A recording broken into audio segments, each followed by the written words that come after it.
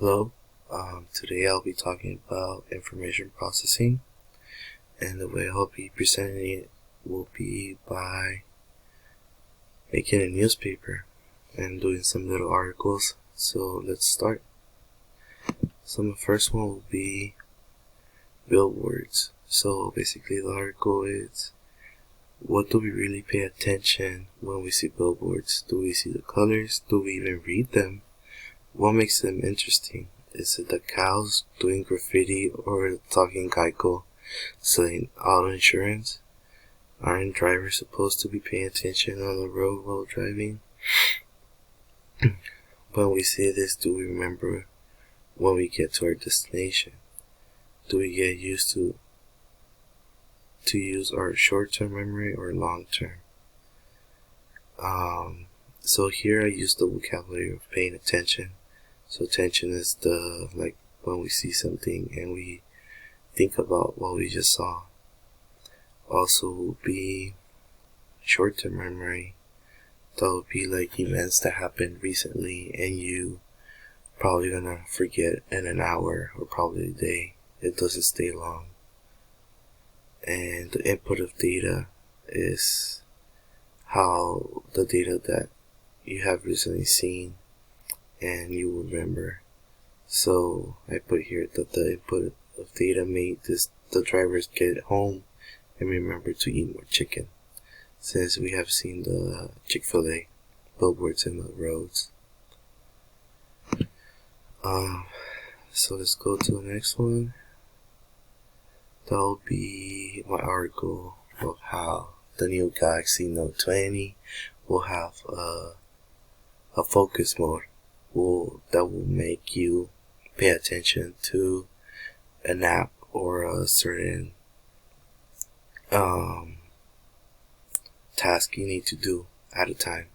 It will block off anything from notifications to calls to text or anything to the app you selected to pay attention only. So that will be selective attention, and also the app is it's promising that it's so good that you lose perception of your surroundings, so you won't know about your surroundings, you don't know about anything that will happen around you. You will only be focusing in the app and then the phone. So this will make you focus at work and pay the price of $2,000. Alright, my next article will be about serial processing and parallel processing.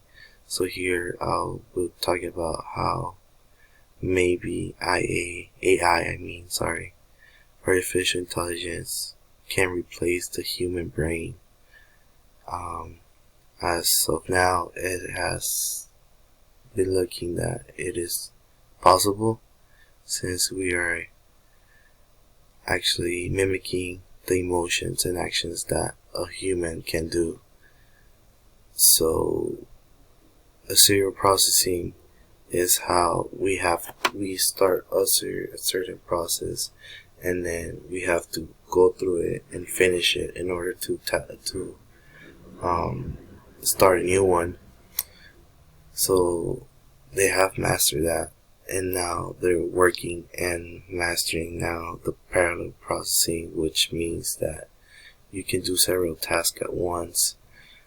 That is something that humans are really good at, and now technology is getting good at that too. So I don't know, can it be possible? And then my last one will be how Google is the savior for everyone, because we Google search something and we find the answer. So the first word that we use is the input process. So Google gets the input of the question or the word you're searching, and then that is being sent to the storage process, where the database of Google finds something that correlates to that question you have or word you're searching, and then in a couple seconds or milliseconds, I think, the output process comes out and gives you the answer you're looking for. It's been filtered and selected from the database, and that's how you get the answer that you're looking for.